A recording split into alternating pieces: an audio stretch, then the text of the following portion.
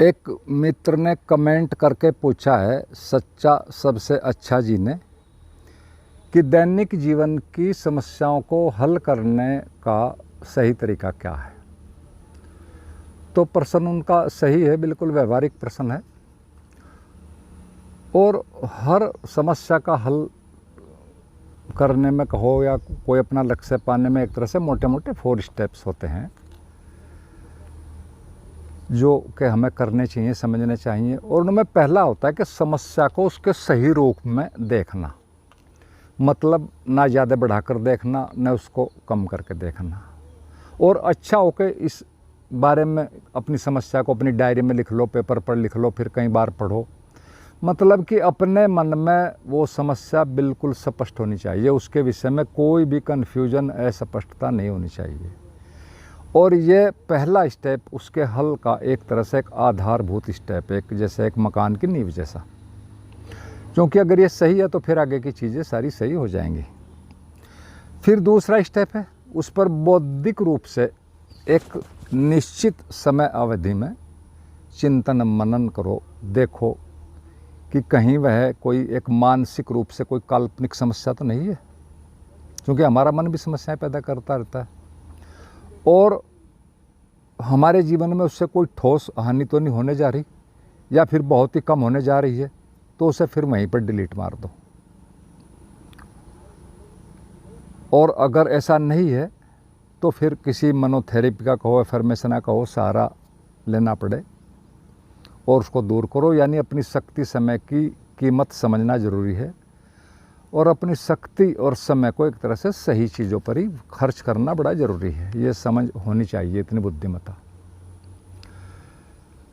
और यदि ऐसा नहीं है कि वो मान लिया जटिल है, तो ठीक है, अपनी शक्ति समय उस पर खर्च करो। लेकिन उसके साथ साथ हमें अपने माइंड में एक बात और भी रखनी चाहिए इसी उसमें, कि हमें मैनेजमेंट कहो, प्रायोरिटी और मैनेजमेंट ऑफ टाइम, ये भी हमें आना चाहिए। 2 चीज़ें, यानी प्रायोरिटी का मतलब है किस चीज़ को पहले करना है, किस पर ज़्यादा समय देना है, किसको बाद में करना है। ये चीज़ भी हमें एक तरह से ये जाननी चाहिए और व्यर्थ की चीज़ों पर वैसे ही समय नष्ट ना करना चाहिए। और एक रिसर्च के अनुसार तो 90% समस्याएं तो सच में होती नहीं, बहुत थोड़ी होती हैं।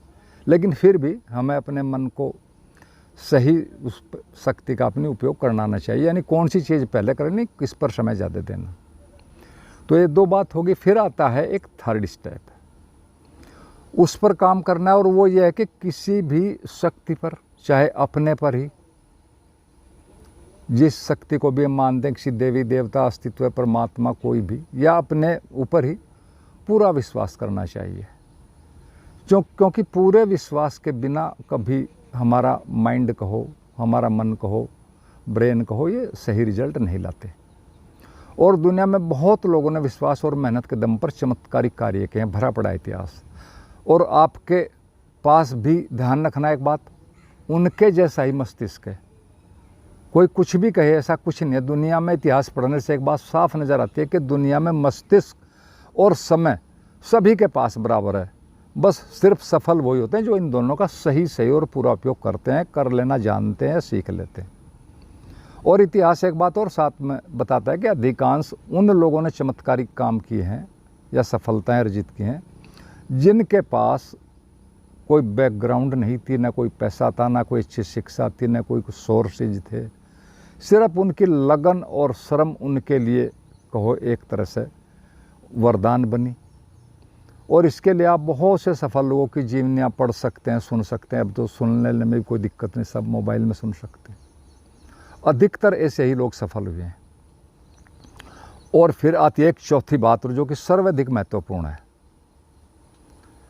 ये सबसे ज़्यादा ज़रूरी है, जो करनी जैसी बात है, कि बजाय समस्या पर बार बार सोचने को, उस पर सोच लो, जितना सोचना करना कर लो, लेकिन बार बार सोचने के बजाय उसके समाधान की विधियों पर या को संभावनाओं पर पूरा ध्यान देना बार बार। और ऐसा करने से फिर हमारे मन में अनेक समाधान मन में आने लगेंगे। ये हमारे मन का नियम है कि जो आप सोचोगे, जिन चीज़ों को से कमांड दोगे, उनके समाधान वो भेजने लगता है। और जितना विश्वास करोगे, शांत होगे, उतना सही समाधान आने लगते हैं। और ये सीधी सी बात है कि कैसे काम करता है। हमारे मन में क्वेश्चन उठ सकता है हमारा मन अस्तित्व के ब्रह्मांड के अनेक तलों से जुड़ा है, ऊपर ऊपर जुड़ता, और वहाँ पर सब समस्याओं का हल मौजूद है, हर चीज़ का हल मौजूद है पहले से ही। ये भी ध्यान रखना, बस यह है कि मन मस्तिष्क को कमांड देना है, धैर्य रखना है, उस पर भरोसा करना है अपने मन पर, या किसी और चीज़ को लेना है।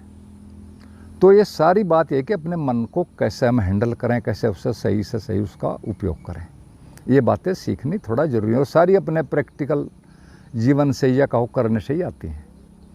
और ये 4 स्टेप मैंने बताए, लेकिन इनके साथ एक 5वीं बात भी और ज़रूरी है, वो भी ध्यान रखने के कि हर 15-20 दिन में या महीने में अपने कार्य की प्रगति पर भी एक निष्पक्ष जांच जरूरी है। ये भी इनके साथ भी इतना ही, इसकी भी इम्पोर्टेंट है। क्योंकि होता क्या है जनरली कि हम अधिकांश लोग ये कभी देखते नहीं, बस चलते ही रहते हैं, जैसे कि समय से ही सारी चीज़ें हल हो जाएंगी, चलने से ही नहीं। जांच भी ज़रूरी है, उससे हमें अगर कहीं कुछ कमी नज़र आती है, कोई बात समझ में आती है, तो उसमें सुधार कर सकते हैं। तो ये 5वीं बात भी ज़रूरी है। 4 ऊपर बताई मैंने, 5वीं ये भी इसमें जोड़ लेनी चाहिए।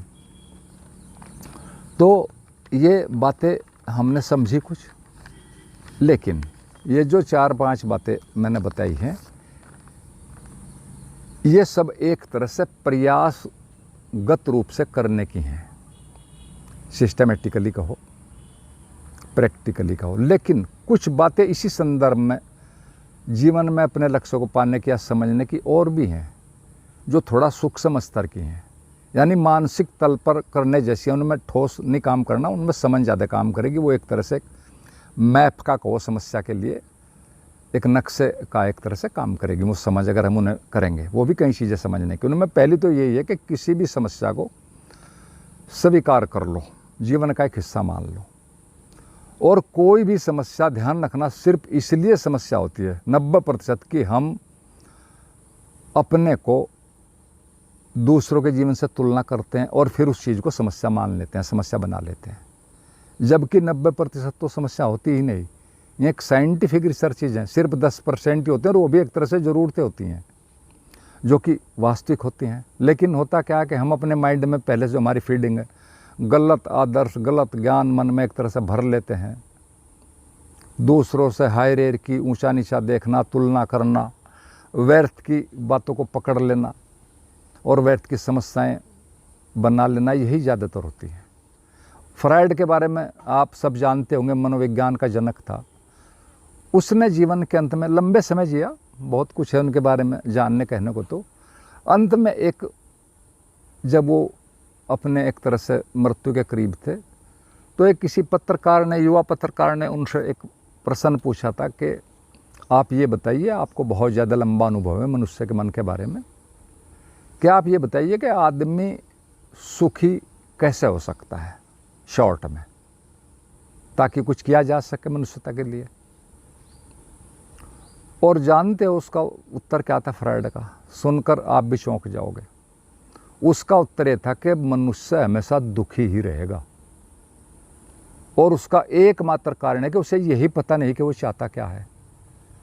बहुत छोटा सा उत्तर, लेकिन ये सच है, क्योंकि हमें पता ही नहीं। अभी हम कुछ चाह रहे, अगले मिनट कुछ, परसों कुछ, तरसों कुछ, किसी को देख लिया फिर कुछ और, हम कहीं जमते ही नहीं। यही हमारे दुख का कहो सबसे बड़ा कारण है। और ये फ्रायड का वचन है, जिसने सबसे ज़्यादा मनुष्य के मन के बारे में जाना और साइकोलॉजी की एक तरह से फाउंडेशन रखी। वो कहता है कि उसे यही पता नहीं, अगर यही पता लग जाए कि वो चाहता क्या, तो फिर हल भी हो सकता है, तो इसलिए वो हमेशा दुखी रहेगा। फ्रायड का वचन है। और इस तरह के बहुत चीज़ें भरी पड़ी हैं। एक चुटकुला भी है मुल्ला नसरुद्दीन का, सदगुरुओं से सुनाया करते थे बार बार के मुल्ला को 80 वर्ष की उम्र में तलाक की अर्जी दी कोर्ट में।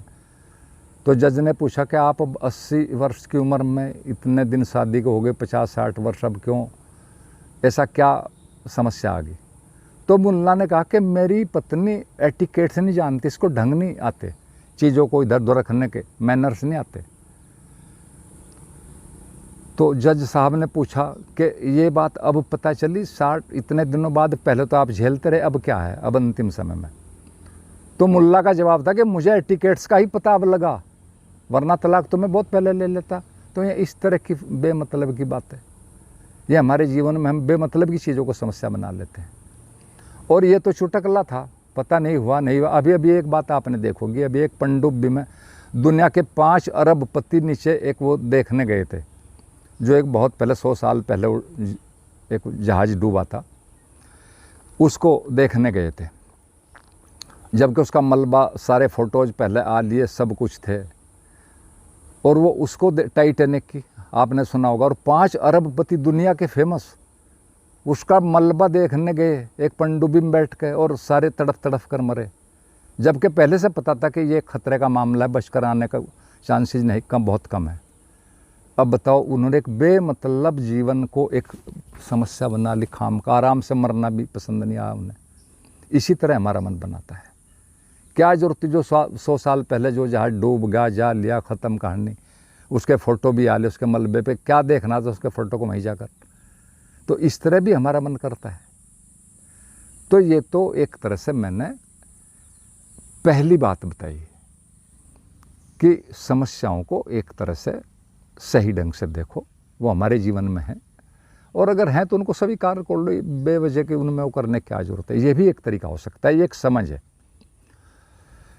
फिर एक दूसरा तरीका भी है, ये भी मन से जुड़ा है, बहुत हल्का, ऐसे में कुछ ज़्यादा करने की जरूरत नहीं, कि जहाँ समस्या हो वहाँ से अगर संभव तो वहाँ से हट जाओ, थोड़ी देर को हट जाओ। धैर्य रख लेने से भी काफ़ी चीज़ें खुद ब खुद हल हो जाती हैं, हट जाने से भी। हट जाने से फिर धैर्य हो जाता है, वो सामने होते हैं। अगर संभव हट जाओ या धैर्य रख लो। और इसका सिर्फ और सिर्फ एक ही इसका आधार है कि प्रकृति भी जिसमें से हम आए हैं, जो हमारे जीवन का आधार है, खुद ही हमारी ज़रूरी चीज़ें, हमारी सांस, नींद, भोजन से ये सारी चीज़ें बनना अंदर शरीर में, ये सारी वही खुद कर रही है। तो प्रकृति को भी एक तरह से अपने सभी जीवधारियों की समस्याओं को हल करने का एक उसका भी अपना ढंग है, सहज, धीरे धीरे वो भी कर देती है हल। बस थोड़ा धैर्य चाहिए होता है और कुछ भी नहीं। तो ये भी एक तरीका है, ये भी हमें पता होना चाहिए प्रकृति के ऊपर भी, कि हट जाने से, रुक जाने से, ठहर जाने से भी चीज़ें हल हो जाती हैं। दो चीज़ें समझने के, फिर एक तीसरी है कि यदि ये दोनों स्थितियाँ नहीं हो पा रही तो फिर ये भी बात समझने के, फिर सब ईश्वर पर छोड़ दो, उस परम सत्ता पर छोड़ दो। शायद यही आपके लिए अच्छा साबित हो भविष्य में, कौन जानता है इन चीज़ों को।